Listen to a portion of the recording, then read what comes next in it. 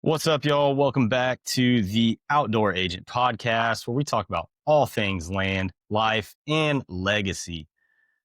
Now, today, we got a very special guest with us, and we got Ruben Garcia here, who is one of those people who just like changes the room when he walks in it. Everybody knows he's there from one reason or another. Usually, it's him saying something funny or something stupid, but hey, he makes sure everybody knows he's there.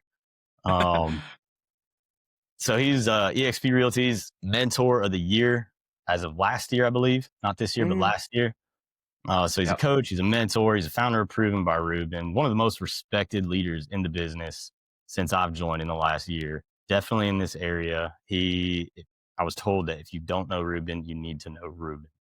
All right. Hi. So before we get in on here with Ruben, like I said, my name is Jake Logan. I've spent years in the Army doing what I was told, talking all the way down from what I'm going to wear. Like I got in trouble for not wearing mittens one day. I'm not kidding. I was doing push-ups because I was not wearing mittens. So I realized between that and not seeing my kid for more than 20 minutes a day at most on a good day, some days I didn't even see him at all. Yeah. I walked away from all that. I realized that it is not worth it. It is something else. And one of the first people that I was told to call, this man right here. So he's going to help us today talk about how we can uh, go from one lifestyle, completely change it around, go to a completely different lifestyle, all while keeping everything in mind that's important: family, time, and then obviously hobbies and your own personal time. Keep your mind straight, all while not going broke. It's always the hard part. Yeah. So without further ado, Ruben, welcome in. And yeah, if you just want to go ahead, talk about who you are, what you're doing these days, and what's life looking for you right now.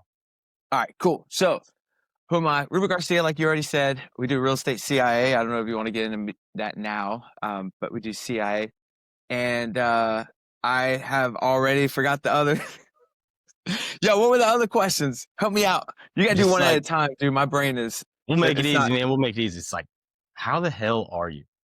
I'm What is doing life amazing. looking for you right now? Now we're getting close to the holidays. Are you still Yeah. staying busy? What are some big things you're doing right now, and some things that you just, that's going on in life and you're enjoying it?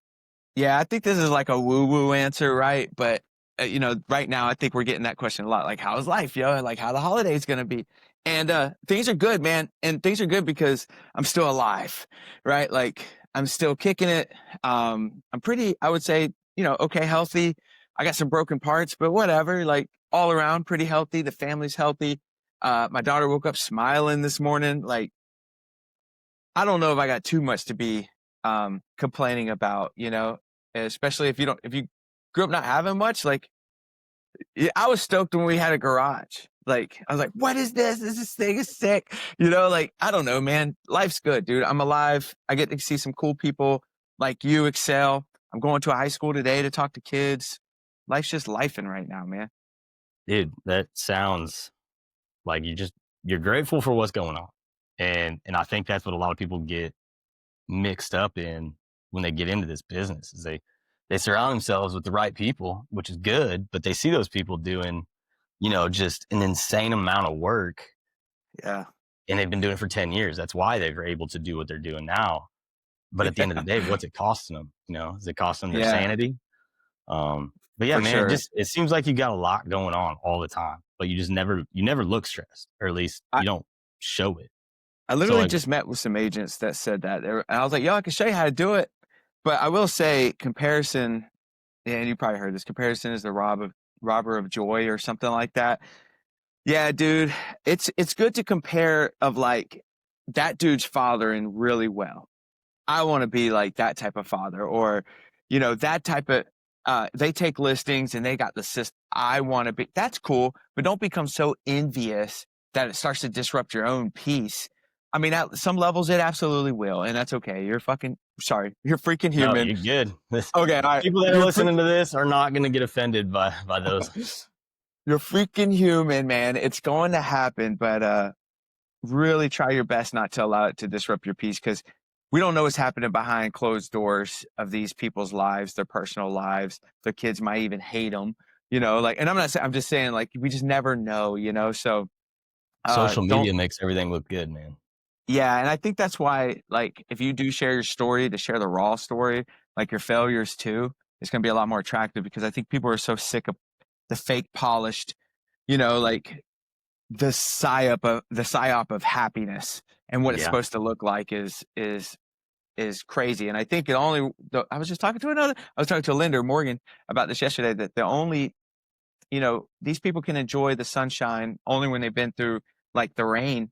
So that the pain is part of the process, and you should definitely go through it as long as you learn something from it. But it's going to help you realize what you truly are grateful for. Like, holy moly, yo, yep, that's a roof. And it was raining yesterday, and I didn't feel a drop of it. And my car didn't Blessed. either, because we got a garage. I was telling my daughter, and I was like, yo, because we were seeing someone, um, you know, homeless. We don't know, but he's doing the homeless thing, cold outside. And I was like, yo, we're thankful. Like, we felt heat all last night. And oh, by the way, we're in a car with heat. Like, we're double blessed right now compared to said person. So yeah, man, Well, if you and just that do said person, man, he might just be looking at the guy with the hoopty rolling down the street with no heat, no AC. Like, man, I wish I could be that.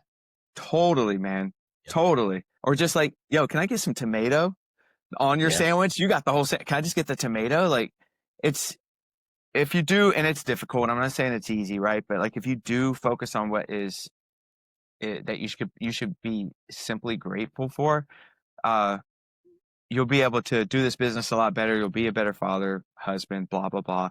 It's just through the power of gratefulness, and do that every morning and every night. No excuses. Just make it happen. There was one point where I was like, I was so upset.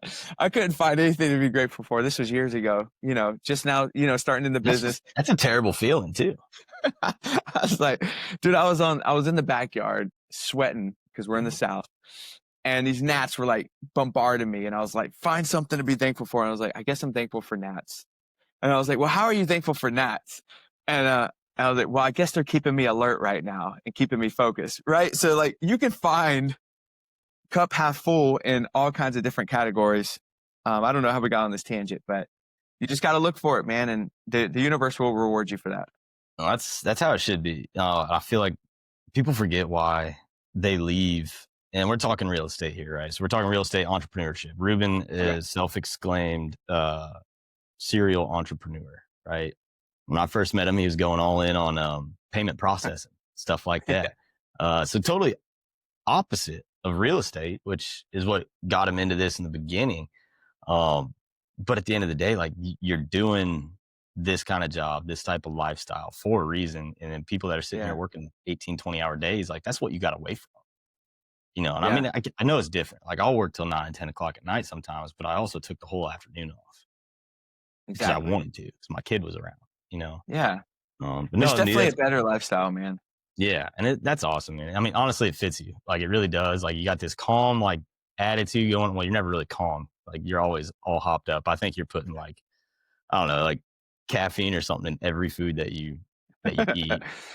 But I it's just when told it some comes down to business, it just, when you do something, or when you say you're going to do something, you do something, and that's what matters. It's huge, man. It's huge. And I'll say this about the energy thing. Um, you know, I was told I used to coach and consult and got paid for it. I used to That's consult how we firm met. owners. Yep, firm owners, team owners, um, other businesses, real estate related and outside of real estate. And someone asked me one time, they were like, "Hey, man, how do you got so much energy? Like, I don't understand."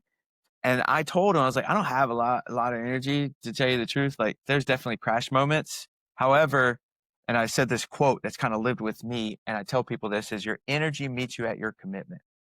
Your energy meets you at your commitment. And just like you said, if you said you're going to do something, you're going to show up and you're going to do it. I said I was going to do this podcast. We were just talking I just got out of the shower, like trying to Yep. put stuff together, and then I come on here and it seems like I got a lot of energy. It's because your energy will meet you at your commitment. There's been so many times where I bet anybody who's listening has had a commitment and they're like, man, I really don't want to go. I don't want I've to done it. go. I did it last Yeah, week. we've all done this. But when you go, you end up having a better time than you thought you were going to have because your energy met you at your commitment. So just make more commitments is what I tell people. Make more commitments to your family, to your business, to your friends, positive commitments, by the way, not like I'm going to, flatten your tires next Friday. Like, don't do that. But good commitments, man. And I guarantee you'll have more energy by making more commitments, if that makes sense. It's what's helped me. Your energy meets you at your commitment.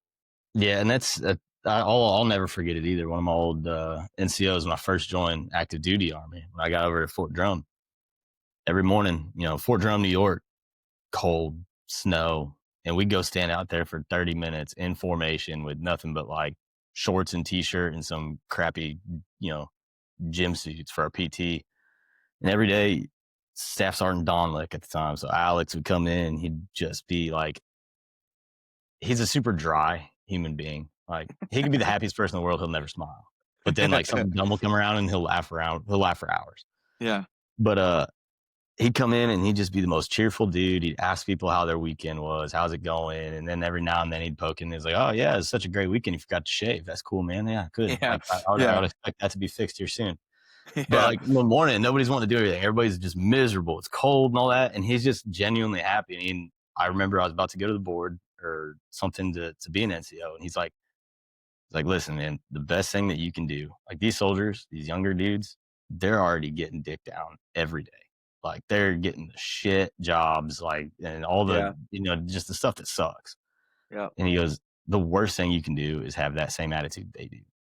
And he goes, Yeah. "But if you come Good in here point. and even if you're faking it, you had the worst night ever, like, your dog kicked you, your wife beat you, whatever it may be, you show up and you're happy to be there and you genuinely act like you care about them, it changes everybody's attitude from that point on for the whole day." Yeah. And it's true. It did. And then that's how I looked at it until I started getting the reputation of being the crusty, grumpy guy. And then everybody liked that, Energy's infectious, man. Energy's infectious. And so like if you're an energy conductor, you conduct energy and you're an attractor of energy, just like that, the people you surround yourself, they better not be energy vampires because they'll suck it right out. Yep.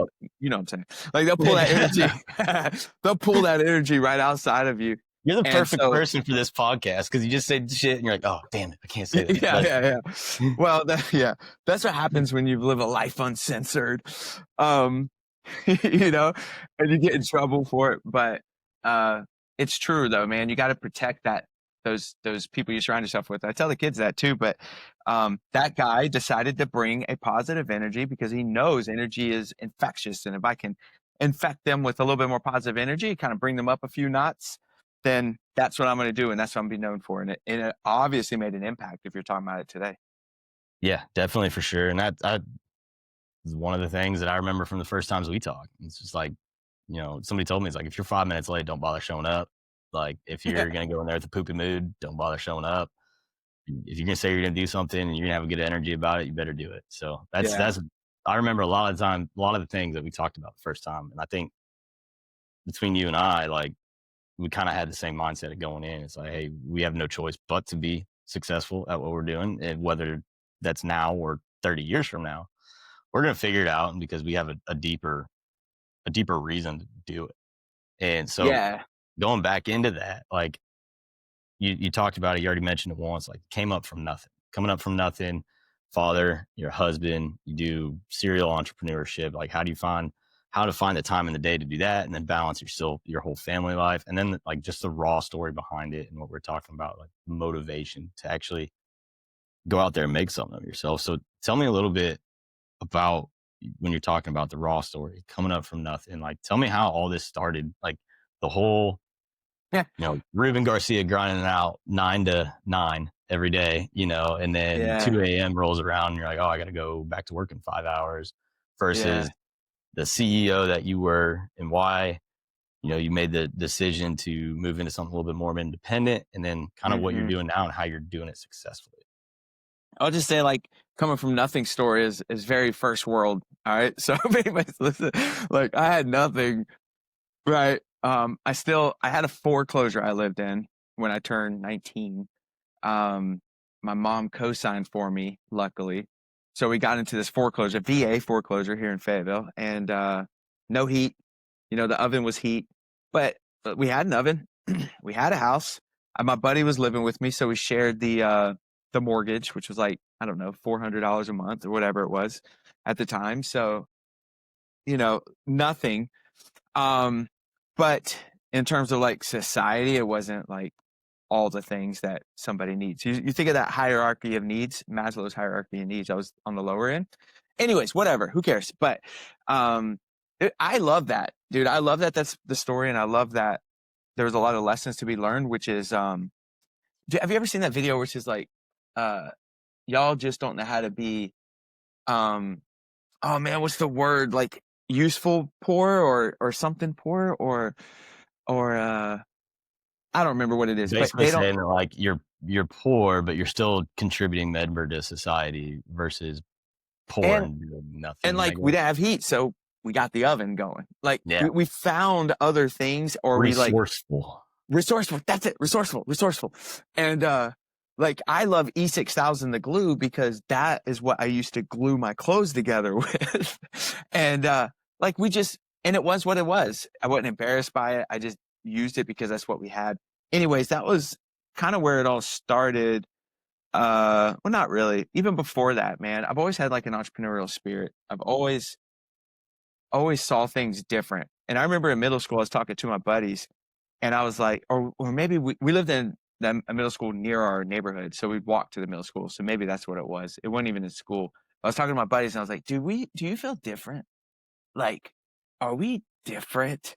Like, I Built mean, different.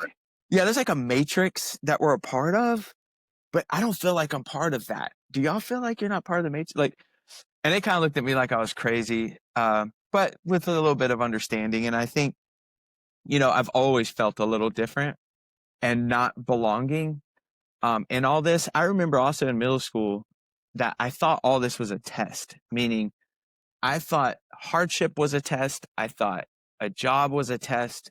I thought like the norms was a test. And if you could break outside that norm, like there was almost like this stairwell you'd have to walk up after it was all said and done. And somebody's We're like, living in a great job. simulation, man. You passed. You passed. Now here's what, whatever success at the Here's your time. good life. Yep. The So I Hunger always thought Games. it was kind of, and I always thought it was a test, dude. So I don't know. It's always kind of been in me, which is why like I very much go against the grain, and I don't get a lot of love for it in a lot of areas. But as long as going against the grain betters myself, my community, and my people, like let's just do it. Um, but I think I've always had it. I think I've always had that. I don't understand like real quote unquote hardship unless it's a loss. You Yeah. lose I someone mean, or something like that. that's the thing. Like hardship's different for everybody too. Because Yeah. growing up, like, I never went really without, right? So like we had brand new houses most of the time. My parents drive brand new cars. Not saying that, we could always afford that. I think Right. it was a typical 90s thing to do where credit's like, oh, credit's great. Let's Um, go. but that we couldn't do anything else. Like we had boats Yeah. and stuff, like so people go on these vacations, these lavish vacations, and we'd go to the lake down the road, but we'd do it all summer long, and I loved it. Like I didn't think I was living without anything. And Yeah. then you'd meet somebody that's always got the brand new clothes and just There's always always new someone. stuff, and they're going and doing stuff. And then I was playing baseball, and these guys were going to all these different showcases of like that cost like thousands of dollars to go to. And my parents were like, well, we can't afford that. And then sometimes I would, kind of be spiteful about it. It's like, well, you can't Yeah. afford that, but we got this $50,000 boat in the driveway, like Yeah. this is going to pay for my school if I do it the Yeah. right way. And I came from a town of 600 people. The extra stuff that everybody was doing, like we couldn't afford it. But again, everybody's Yeah. stretching it out to where they think that's how it's supposed to be. But it is what it is. I got off on a tangent there, but so like, It, it's a trap for sure where there's always somebody that has better or more. If you get stuck in the material world, which we are yeah, very much, especially here in America, pushed to buy things to be better. getting Like worse now. they'll show you the problem, be like, yo, just buy this. This is the solution. You look like this, here's the solution. You drive like that, here's the solution. Yeah. And once you I think I break was out of talking to that, you about it, talking about millionaires, and because I know more millionaires driving like, Ford Taurus than I do yeah, somebody because driving a G-Wagon. they're not, who do they have to, what are they, dude? Like, what do you have to prove? Yeah. Nothing, Like, oh, that's man. cool, man. I can buy that with the cash in my pocket right now. You But know? why even like say or flaunt or any of that? Nope. Just, but I've been lucky, one, to kind of see it, but two, one of my mentors growing up was Pedro. If anybody lived in Fayetteville for a long time, Pedro Estonio, and he owned Pedro's restaurants. And he was, now that's nothing, dude. He came with nothing. Came from Mexico, started working in the fields, the cotton fields, and then eventually became a multimillionaire, right? He came from nothing. Didn't speak the language. I mean, think about that. Like, it's insane. But he was a hustler. He came here, did really well. Owned got into real estate, right? Started investing in real estate. And he was one of my mentors. I was dating his granddaughter at the time, but I really listened to him a lot. And he won't riding around in like a Rolls, or he was riding. Matter of fact, his truck, who knows when that thing was gonna break down any Yeah. minute, you know? Yeah. And wore dirty clothes, but it didn't, none of that mattered to him. He was creating a lifestyle for his family, and he was looking out for community. The flashiness had, and so that's what I saw, right? And I love that. And he was a man that when he spoke, you shut up and you just listen, and I'm grateful for that. And you're right, dude. I posted a video not too long ago, because you see a lot of these real estate agents flying, Land Rover, look how pretty I am, or Yeah. whatever it is. And I was like, I posted a picture of myself, I won't say the names, but like all these people, by the way, 8 other people at an apartment complex. We're all in shorts and a t-shirt. And I just put like, how many millions of dollars are in this picture, with no flaunting, no chains, no rings, no fancy cars, no nothing. And it's all about just like creating something, and then eventually just giving back. But I don't see a way of giving back by flaunting. Yeah, because I mean, at that point, you're just doing basically you can't take it with you mentality, like. But for Right, me and for you and these people that we've surrounded ourselves with, it's you're doing something more. Like everything that I'm doing right now, like I could live right now without working from all the stuff from the army and all that good stuff, and my wife right. working, I could live. We wouldn't have anything extra.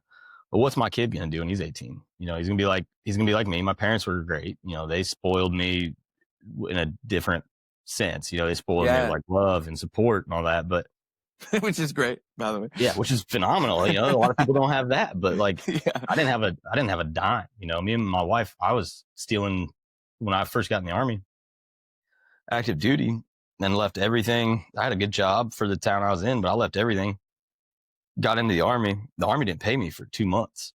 And I quit my job a month beforehand to like get all my stuff ready to go, because I was always in and out going into the processing and all that stuff when I was switching from the guard to active duty.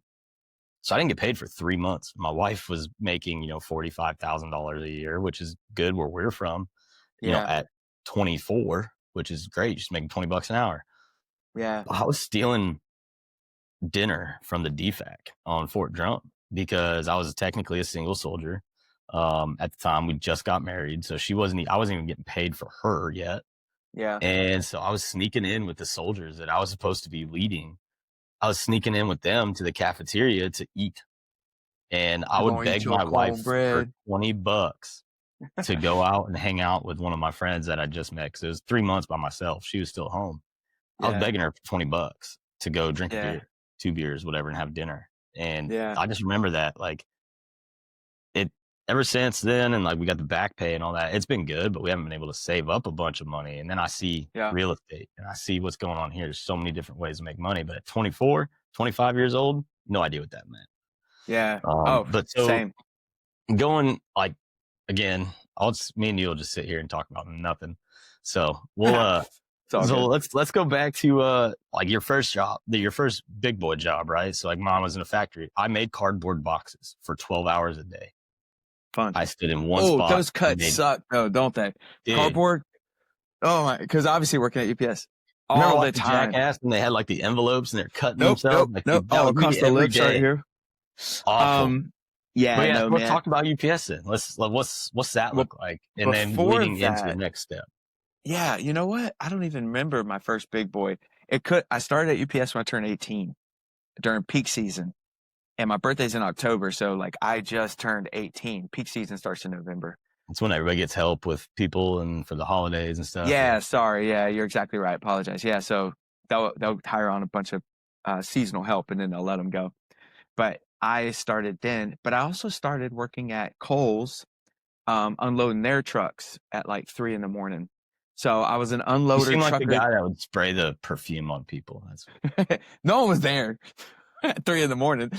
Um, but it was like, I'm unloading trucks that the boxes then went on trolleys.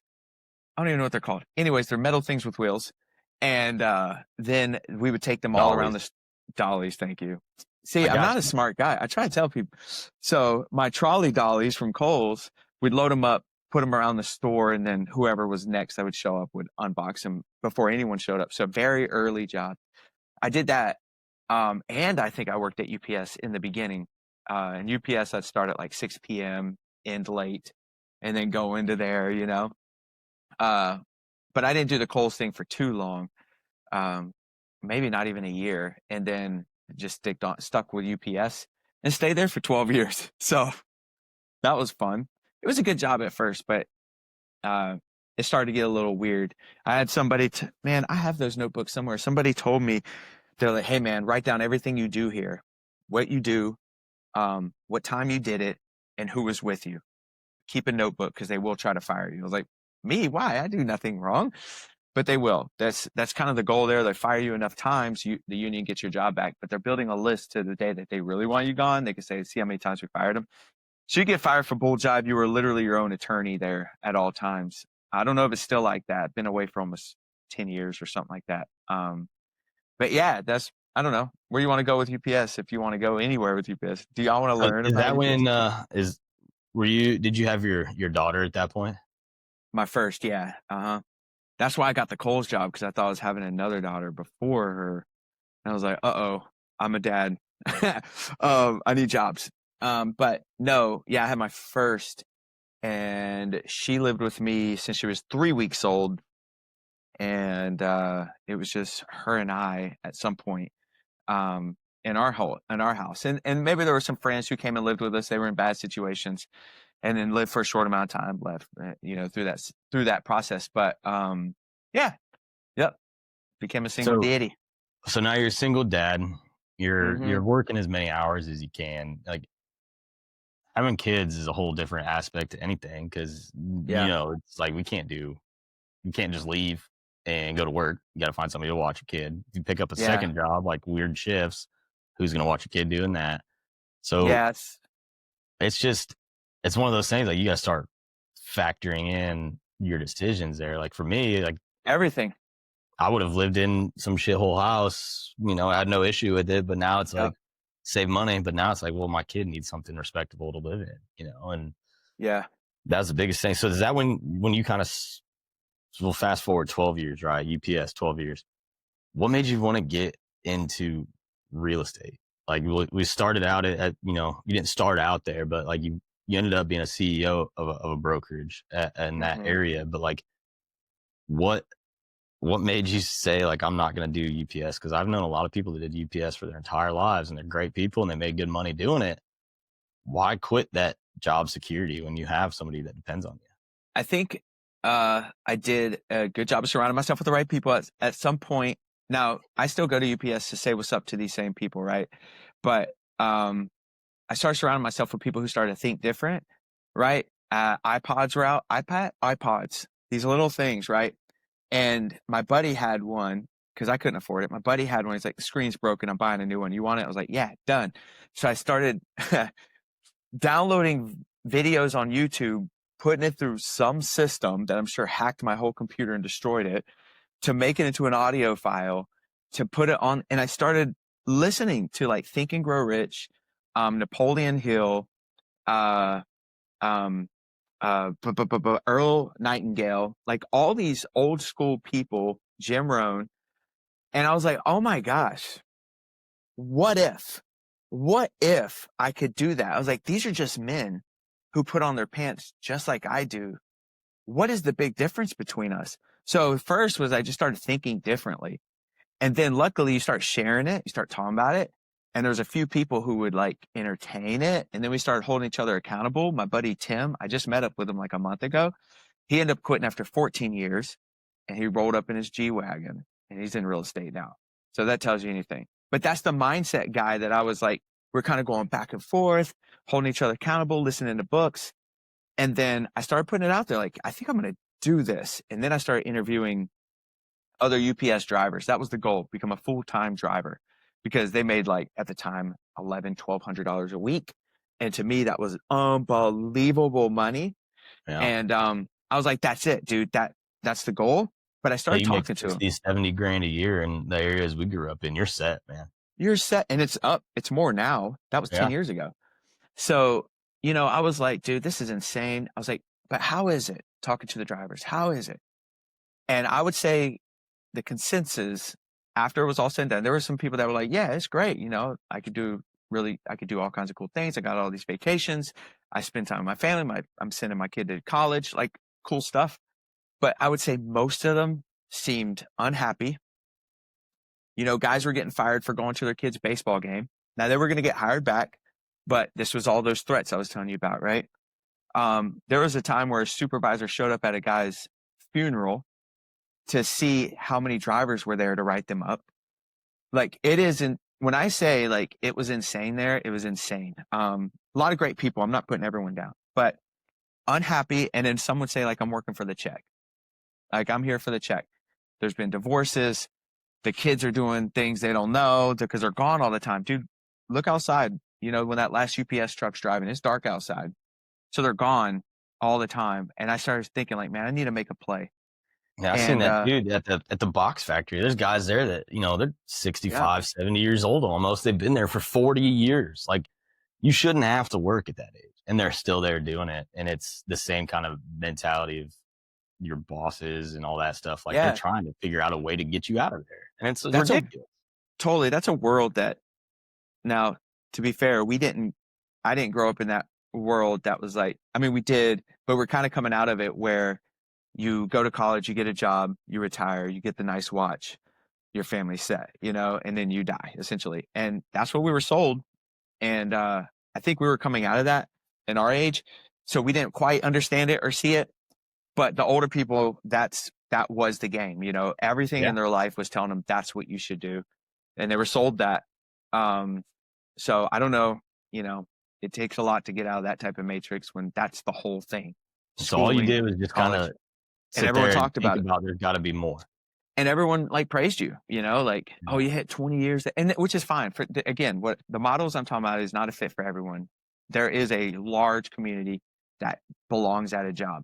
They love a job. They love the security of a job, the security as much as that is. And then the check, like to them, that's good. And that's okay. It just didn't fit well for me. So I started to figure out a strategy of getting out of there.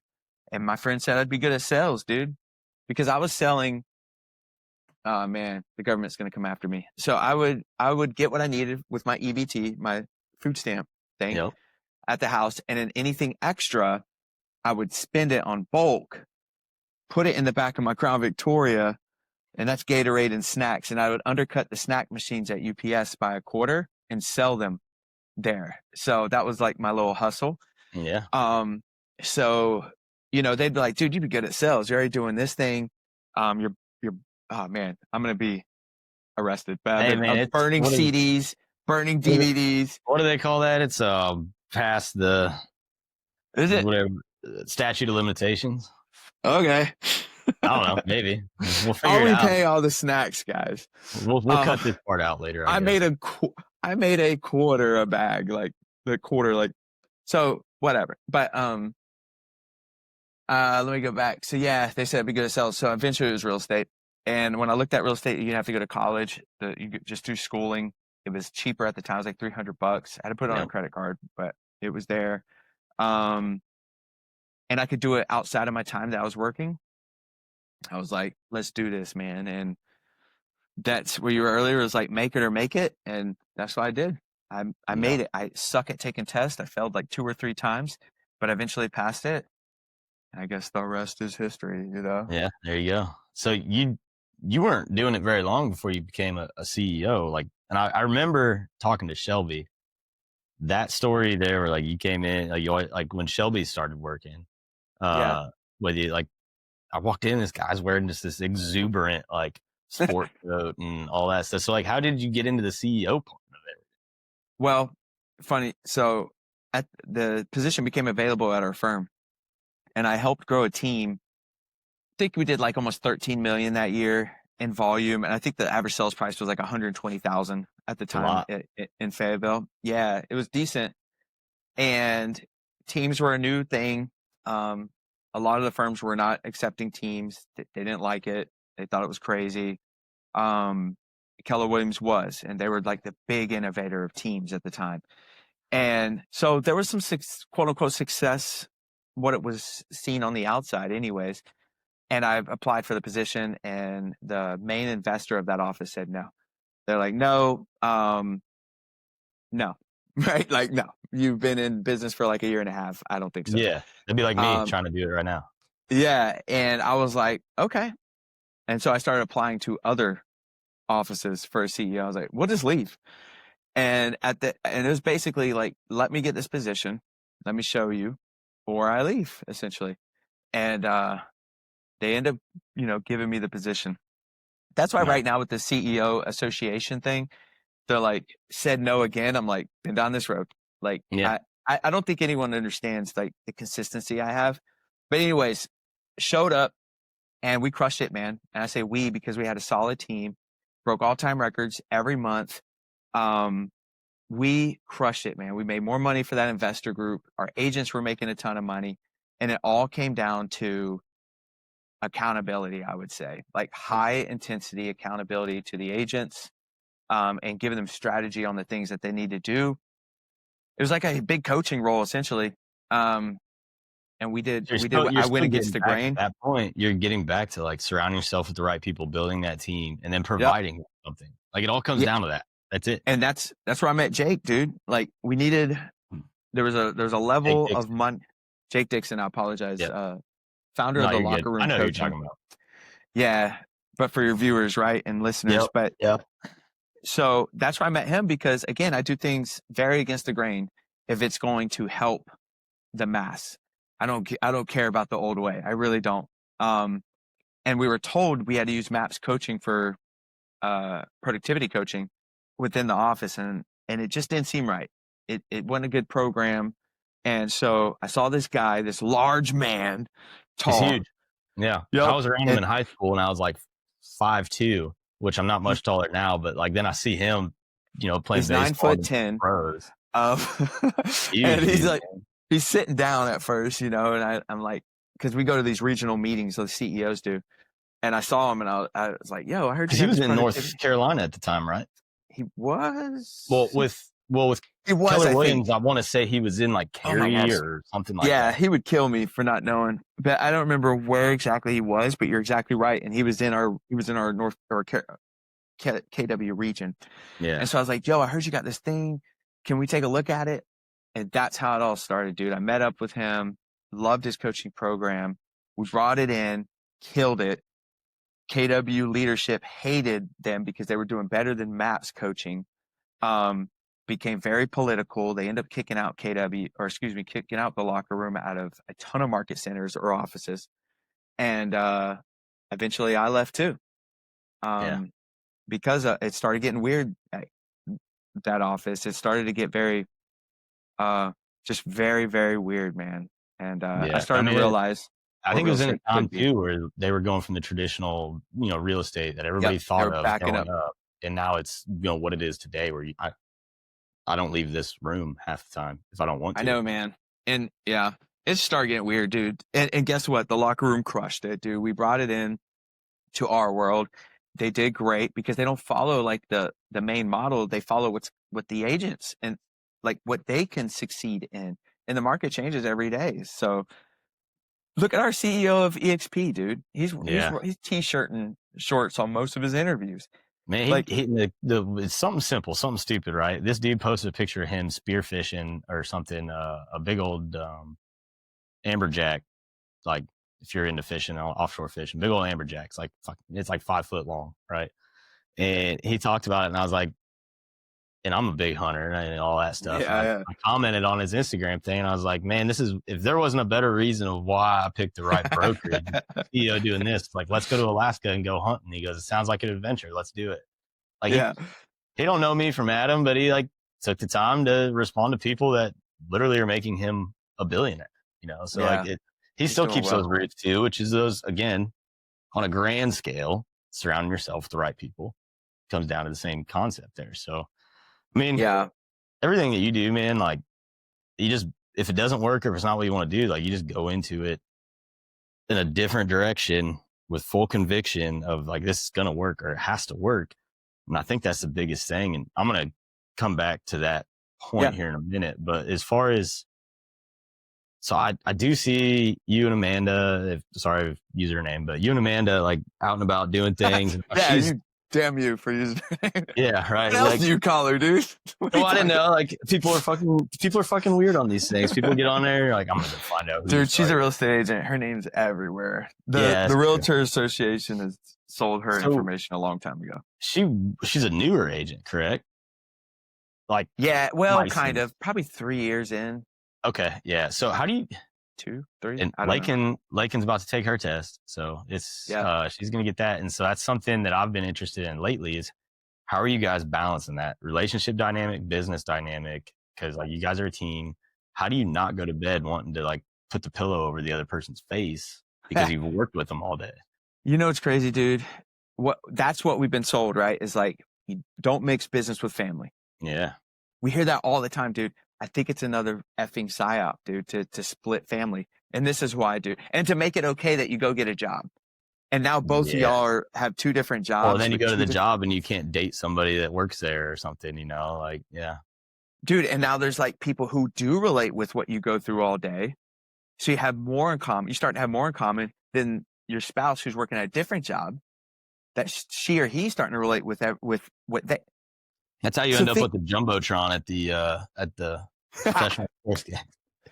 They should have faked it. But no, she dropped down. But yeah, so dude, I think the dynamic is work with your family, dude. Ever since we have, dude, it's been way better because like we're on the same page about everything.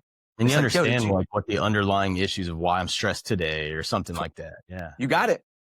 100%. So there's like a lot more relatability behind it all. She's a great business partner, dude. Like she crushes the back end. Well, You guys complement each other real well. That's gonna be the same way with Lakin. Lakin's a back end person. Like, God, that sounds terrible. No, when I said it too, but Lakin is it is what it is. the paperwork, and me and you are more of the like I could be friends with a doorknob type. Yeah, thing. we need a merch that says I do the back end well. Dude, we should. That'd be good. That's terrible. But yeah, so like but it's real. I think that was a lie told to us to now I do because I believed it for so long, obviously. And, but the relationship's been stronger because of it. We talk about the clients we're working with. Can you believe this? Hey, I'm so stoked this happened with so-and-so. Let's go to closings together. Our daughter's with us. Our youngest is with us, her 7-year-old. She's like seeing how it all, and we're all 3 having the same conversation.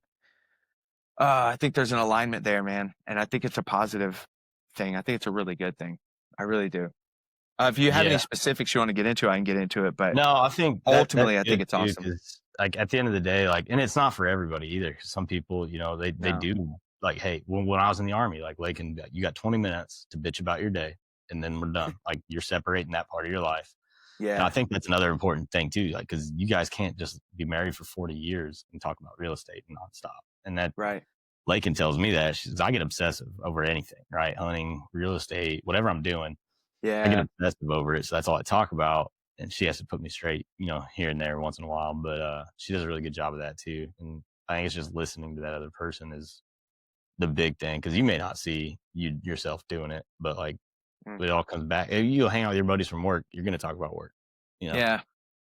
Yeah. So, and it's important to listen. That's something, I'd say I could do decent. I think I'm good at listening and providing feedback, but I think that's where my challenge could be sometimes is providing the feedback and not staying and listening. Like I heard someone say, like, let's say spouse or business person or whatever is telling you something that's going wrong, and you can stop them, like, all right, awesome, can't wait to hear the rest or whatever. However you transition, say, do you need a shoulder or a solution?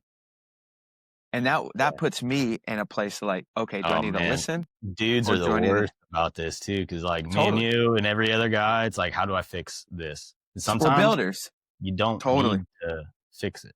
You just need to listen. I should be Then I'm taking my like, own advice. Don't talk about it. Like we're wasting time here. Like Yeah, that's where my mind will go. But it is important. But I do need to build that expectation within myself as like a shoulder or a solution. Um, if first solution is game time shoulder, I have a little like I can lose focus. The first few questions you threw at me, I was like, answered the first one, forgot the rest. yeah, Like so um I might lose focus, but I'm still learning that, man. I'm still learning yeah. that. Yeah.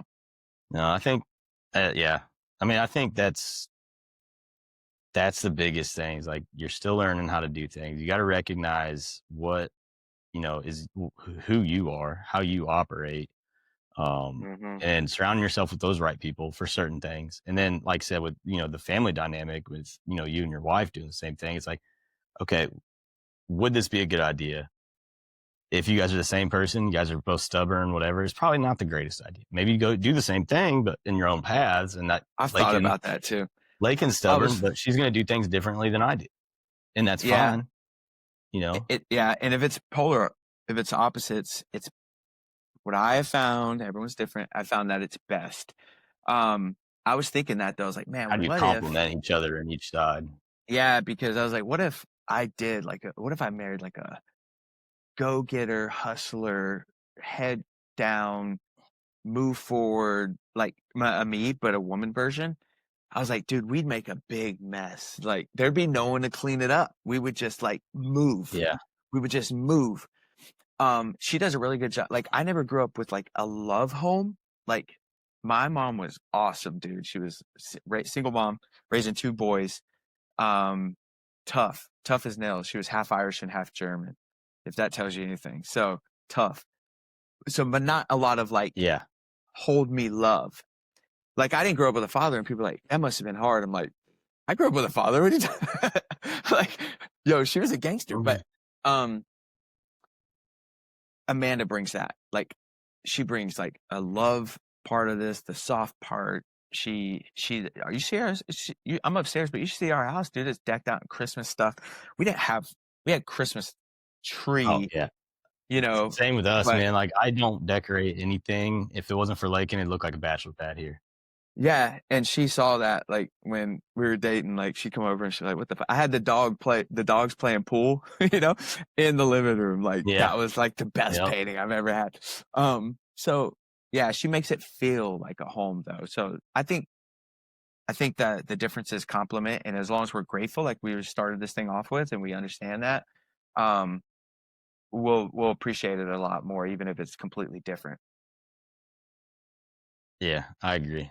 I agree for sure. Like you Yeah. guys complement each other real well, and me and Lakin have talked about it before. It's like you just see those two. Like it seems like they're always on the same page about everything. But everybody knows it's not true about any No, we argue all the relationship. time. Nobody's ever all the time. Yeah, exactly. And But but the thing is, like you understand it and you respect each other, which is the yeah, biggest because thing. there's a book over here, The Five Dysfunctions of a Team. Highly recommend it. Um, but it's a triangle, right? And there's like five dysfunctions. The bottom is trust. And as long as you have trust, you can get into conflict, which is one of them too. So it's okay to be in conflict. You should be in conflict. You have an idea, there's an idea here. You're two different humans, right? Of course, there's going to be conflict. Yeah, Um, but as long as trust is there, you can have conflict, and that's okay. Yep. I agree. Yeah. So, I got a couple real quick. We're getting closer on time here. You got about 10 minutes left tops. Okay. Um, let's go back to the business side and like you helping out with coaching and just being a mentor and all that good stuff. So, Okay. me, you're one of those systematized guys. Like everything you can do is systematized to keep systematized systems, whatever. You can keep it organized. You can keep System of it a going Down. essentially. So, yeah, oh, dude. Don't get me started I on know, my music, man. bad. I'll My jam bad, out my to bad, that. my bad. So yeah, like I know a lot of things that we talk about, other places and other times we're around each other is like productivity killers, right? So let's talk about like productivity and like the number one thing that you think really kills a dream of like this kind of lifestyle or like what you're wanting to do kills a dream before it ever even gets off the ground. Your phone. You're scrolling, dude. This thing, man, this destroys Yeah. it right here. Yeah. They call it Black Mirror for a reason, dude. Like, I don't know, man. This thing is where attention flows, money go. No, yeah, where attention goes, money flows. This, this right here. If you put your attention in your phone, then you're not gonna make any. You're not gonna make any large unless it's educating you, and then you put it down. Like this, we tell the team create, don't consume. When it comes to this stuff, create content, but Yeah. man, do your best not to consume it. I'd say that's the biggest. So, how many people? So those Dude, that doom scrolling. had a system called a DAR, and I still use it to this day, DAR, which is Daily Activity Report. And you really want to be held accountable, dude? Well, You really want to be held. This form right here, you have to fill out what you're doing every 30 minutes. It says I'm just trying to reconnect. Can you hear me? yeah, I can hear you, but your video's, Oh, pretty shitty, but that's fine. my bad. It looks great on my side. But Audio yeah, is good, so we're good. okay. It's just gonna look like you're a robot. That's okay. Maybe I am. This is a matrix. The daily activity report breaks down every 30 minutes on what you're doing. So, if I would challenge anybody who thinks that they don't have enough time to fill out a daily activity report and give it to somebody that they know is going to hold them accountable. You write down exactly what you're doing every 30 minutes. Exactly. No lying. You're only lying to yourself if you don't fill it I out need to do correctly. that. You're going to you'd throw up in your mouth if you knew how much time you were wasting on your phone. Or I'd say that's probably number one, but you're going to find that out very quickly. But all this came when you say I'm a systems person, all of it came when I had my first daughter. I had to, right? Like I had to figure out how to go to school, Yeah. how to get my license, how to go to UPS, how to go to all the doctor appointments, when to feed her, keep her alive. That's Yeah. where like systems really That's started coming important. into place. Yeah, exactly. No, that I definitely need to do it because I always say it, like, I just don't have enough time to do it. But I also am a huge procrastinator and ADHD and get obsessed over the things that are not making money, or making a business or whatever. So I'll have to look into that one. But so for anybody who's really like listening and grinding right now, like maybe they're in real estate, maybe they're just trying to build something else, maybe they're payment processing. Uh, Mm. what is your best advice for somebody that's like, hey, I got this idea and trying to build something? What's your best advice for somebody just getting started in that? I always tell people this, especially going to these schools, is I think it's very simple, right? Step one, you start to surround yourself with people who are doing that thing that you said that you wanted to do. That's it. You want to be a doctor, start surround yourself with doctors in that category. A doctor of what? I don't know. You want to be a dentist, same thing. You want to be a real estate investor, same thing. Real estate sales, land. You literally start to surround yourself with more land and ranch people. Yeah, I think we surrounded ourselves with the right people, and I do appreciate that with you guys is taking me in and showing me like, hey, this is how you can be successful or how you can't not be successful. It's up to you. And I feel like we have this conversation all the time. It's like, hey, how can we help each other out or help somebody else out, and why are we doing what we're doing? So, all righty, well, y'all know the deal. Buy dirt, plant roots, and leave your legacy. And we'll catch you next time on the Outdoor Agent Podcast. And from me and Ruben Garcia, happy holidays. Merry Christmas.